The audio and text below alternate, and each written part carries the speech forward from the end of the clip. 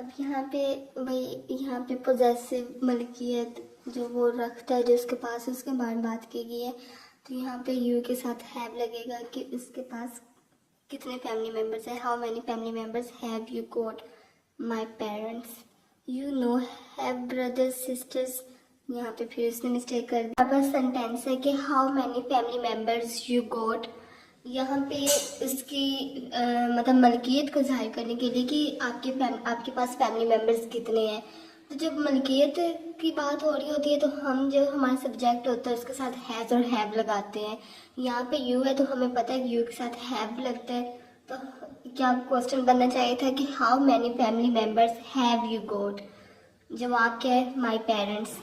Next question इसका है you know have brother sisters. ये भी अब उसने क्वेश्चन किया क्या कि क्या तुम्हारे कोई बहन भाई नहीं। तो यहाँ पे ये क्वेश्चन होना चाहिए था do you have no brothers and sisters. Do you have no brother and sisters. आगे उसका आंसर क्या है? नो। आई हैव नॉट और no mean this answer. And ये इस तरह से भी हो सकता था कि have you no brothers and sisters mean do you have no brothers and sisters. ये भी सेंटेंस ठीक है। और अगर हम इसी हैव को स्टार्ट में लगा दें और फिर कर दें कि have you no brothers and sisters, फिर भी हमारा क्वेश्चन ठीक बनेगा। और आंसर में क्या जवाब वो दे रहे हैं कि नो।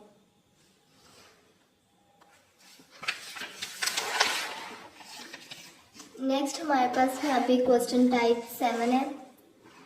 क्वेश्चन टाइप 7 स्टेटमेंट क्या है? Number 120 bus goes there. Statement ये है कि number 120 bus goes there. Question क्या बन रहा है? विच बस गोज देयर। विच का मतलब होता है कौन सी। तो यहाँ पे ये कौन सी बस goes there? Number 120 bus goes there. Statement Anjum's father died. यहाँ पे अंजुम्स फादर स्टेटमेंट में इस्तेमाल है। इसका क्वेश्चन क्या बनेगा? हुज मदर डाइड या हुज फादर डाइड। हुज किसको जाहिर करते हैं? हुज किसका, विच कौन सी, कौन सा, किसका ये किसकी, हुज। अब आगे उन्होंने यही हमें क्वेश्चंस करने के लिए कहा है कि which and whose are used to ask about part of the subject of the sentence. कि विच और हुज कंप्लीट सब्जेक्ट नहीं होते लेकिन एक सब्जेक्ट का हिस्सा होता है सेंटेंस में। क्वेश्चन में जब हम हाफ हिस्से के बारे में बात करते हैं सब्जेक्ट की तो विच और हुज लगाते हैं और आधा हमारे पास सब्जेक्ट पहले से मौजूद होता है। जहाँ जैसे यहाँ पे अंजुम्स फादर था तो अंजुम भी सब्जेक्ट है, फादर भी सब्जेक्ट है। लेकिन क्वेश्चन उसका क्या बना है? Whose father died. फादर भी सब्जेक्ट आ गया लेकिन उसका जो हाफ पार्ट था अंजुम वाला वो हमने उसकी जगह हुज लगा दिया। किसका फादर? Ayesha's mother died.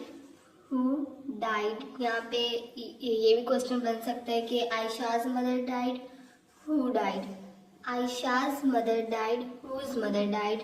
यहाँ पे उन्होंने एक प्रोमिनेंट किया है कि मदर डाइड, कि मदर की डेथ हुई है और आयशा की मदर की डेथ हुई है। तो उन्होंने पूछा है कि हु डाइड।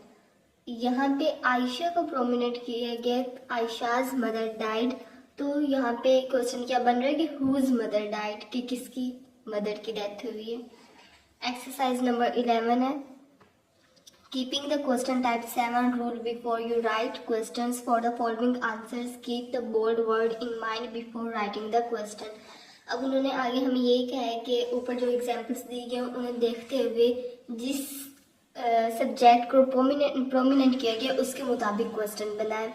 तो हम देख सकते हैं कि यहाँ पे आंसर में क्या है कि अंजुम सन वॉन फर्स्ट प्राइज। यहाँ पे अंजुम पे फोकस किया गया, अंजुम को प्रोमिनेंट किया गया कि अंजुम के बेटे ने इनाम जीता। तो हम लिखें यहाँ पे कर देंगे हुज सन वॉन फर्स्ट प्राइज, क्योंकि यहाँ पे जिसके बेटे की बात हुई है उसको प्रोमिनेंट किया गया तो हमें पता है कि उसे हम हुज के साथ शो करेंगे। नेक्स्ट हमारे पास आंसर है कि अंजुम सन वॉन फर्स्ट प्राइज। यहाँ पे सन को प्रोमिनेंट किया गया है तो बेटे ने इनाम जीता। तो यहाँ पे हमें पता इसका क्वेश्चन बनेगा कि हु वॉन फर्स्ट प्राइज। आगे क्वेश्चन टाइप 8 है, he broke the window, what did he break. कि जब हमारे पास ऑब्जेक्ट आ रहा है तो क्वेश्चन हमारे पास क्या बन जाएगा। ऑब्जेक्ट हमारे पास क्वेश्चन के स्टार्ट में ऑब्जेक्ट की जगह हम व्हाट लगा देंगे, फिर जो बाकी हमारे पास सेंटेंस होगा उसे हम देखेंगे वो किस टेंस में इस्तेमाल हो रहा है। तो यहाँ पे ही ब्रोक सेकंड फॉर्म है वर्ब की, तो हमें पता चल गया कि पास्ट इंडेफिनिट है। पास्ट इंडेफिनिट में हेल्पिंग वर्ब क्या लगते हैं, डिड। तो यहाँ पे क्वेश्चन में ऑब्जेक्ट की जगह पे वर्ड लगा के हम क्वेश्चन के शुरू में लिख देंगे सेंटेंस के, उसके साथ हेल्पिंग वर्ब डिड और फिर सब्जेक्ट और फिर वर्ब की first form what did he break. आगे इसी तरह से I met Ali's father, who did you meet. Ali's father subject है, लिविंग है, तो यहाँ पे लेकिन ऑब्जेक्ट के तौर पे एक तरह से बात हो रही है कि वो मिला है, वो किससे मिला है, अली के बाप से मिला है। तो यहाँ पे लेकिन जो ऑब्जेक्ट है वो जानदार है, इसलिए यहाँ पे हम हु यूज करेंगे। हु सेंटेंस के शुरू में, मेट पास्ट इंडेफिनिट की बात हो रही है, हेल्पिंग वर्ब डिड लगेगा। हु डिड यू मीट, तुम किससे मिले। आई मेट अलीज फादर, यहाँ पे अली को प्रोमिट किया गया है कि यहाँ पे इस चीज़ की बात हो रही है कि वो बाप को मिला है, लेकिन किसके बाप को मिला है, अली के बाप को मिला है। इसलिए क्वेश्चन हमारे पास बनेगा कि whose father did you meet, किसके बाप को तुम मिले। I drop the office car, office car object है, नॉन लिविंग है, और एक गाड़ी के बारे में बात हो रही है, दो ऑब्जेक्ट ऑफिस और कार अलग अलग एक तरह से। तो I drop the office car, which car did you drive. यहाँ पे आगे I spoke to Ali's father, मैंने अली के बाप से बात की। तो यहाँ पे टू आ रहा है कि उससे बात की। तो जब हमारे पास सब्जेक्ट हो जानदार या जानदार सब्जेक्ट हमारे पास हो और उसके साथ टू लग रहा हो तो हम उससे क्वेश्चन बनाते वक्त उसकी जगह होम लगाते हैं। To whom did you speak, तुमने किससे बात की। आगे हमारे पास ये which word who, whose and whom can be used to ask about parts of the sentence other than subject। कि यहाँ पे सब्जेक्ट के अलावा जो बाकी पार्ट होते हैं सेंटेंस को उससे पूछने के लिए which word who, whose and whom use किया जाता है। एक्सरसाइज 12 है हमारे पास आगे, follow the question type rule 8 carefully and then form questions for the following answers using the appropriate questions form.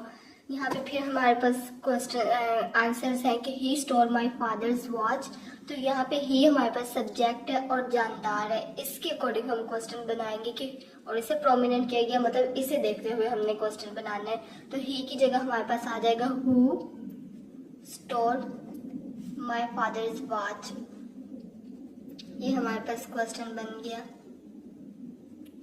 आगे हमारे पास नेक्स्ट आंसर है कि Pakistan beat India by 94 runs. यहाँ पे इंडिया को प्रोमिनेंट किया गया है, तो यहाँ पे हमने इंडिया इस ऑब्जेक्ट को देखते हुए क्वेश्चन बनाएंगे कि Pakistan beat India by 94 runs. यहाँ पे बनेगा question whom did Pakistan beat by 94 runs।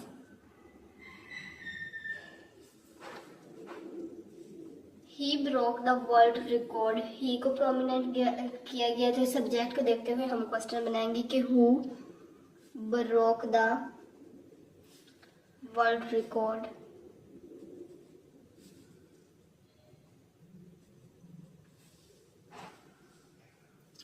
आगे है he broke the world record, the world record को प्रोमिनेंट किया गया है। तो यहाँ पे हमारे पास ऑब्जेक्ट की जगह हम स्टार्ट में व्हाट लगा देंगे। ऑब्जेक्ट हमारे पास नॉन लिविंग था। व्हाट डिड पास्ट इंडेफिनिट का सेंटेंस है, हेल्पिंग वर्ब हमारे पास इंटरोगेटिव में डिड लगेगा। What did he break, first form of verb question में। आगे हमारे पास बी पार्ट है क्वेश्चन टाइप 8 की, he came last week. He came last week, तो यहाँ पे लास्ट वीक एक वक्त को जाहिर किया गया। तो जब वक्त की बात हो रही होती है तो हम उसे व्हेन के साथ रिप्लेस कर देते हैं क्वेश्चन बनाने के लिए। तो last week when did he come, he lives in Karachi, Karachi जगह की बात की गई है, तो जब क्वेश्चन बनाएंगे तो जगह की जगह वेयर आ जाएगा, where does he live, he cried because his mother left, यहाँ पे वजह की बात की गई है, तो यहाँ पे जब वजह की बात हो रही होती है तो हम वाई स्टार्ट में लगा देते हैं क्वेश्चन बनाने के लिए। Why did he cry, he cried because of his mother, he open the door with a key, यहाँ पे विद ए की तरीके की बात की है कि किस तरह से ही ओपन द डोर, तो यहाँ पे आ जाएगा कि how did he open the door. आगे एक्सरसाइज नंबर 13 है हमारे पास। Now write questions for the following answers, notice the word in bold, कि जो बोल्ड लेटर्स है उन्हें प्रोमिनेंट किया गया, उनके अकॉर्डिंग क्वेश्चन बनाए। ही केम बाय बस, हाउ, वो बस के जरिए आया, वो किस तरह से आया इसकी बात की गई है। How did he come, how did he come, ये क्वेश्चन बन जाएगा इसका।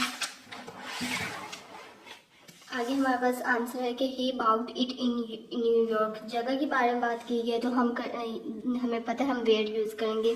Where did he buy it.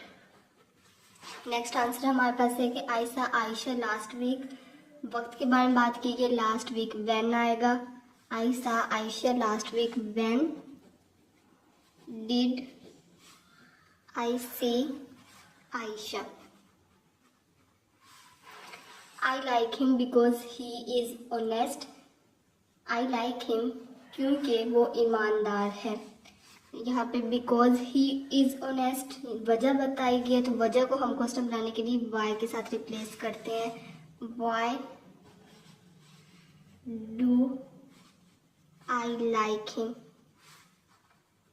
Why do I like him. Present indefinite है, प्रेजेंट इंडेफिनिट में हेल्पिंग वर्ब हमारे पास आई के साथ डू लगाया जाता है। आगे 8 पार्ट, उसका सी, 8 टाइप की C part. Mister Akhtar came yesterday, mister Akhtar subject, mister Akhtar जानदार है, सब्जेक्ट है, तो हम इसे हु के साथ रिप्लेस कर देंगे, हु केम येस्टरडे।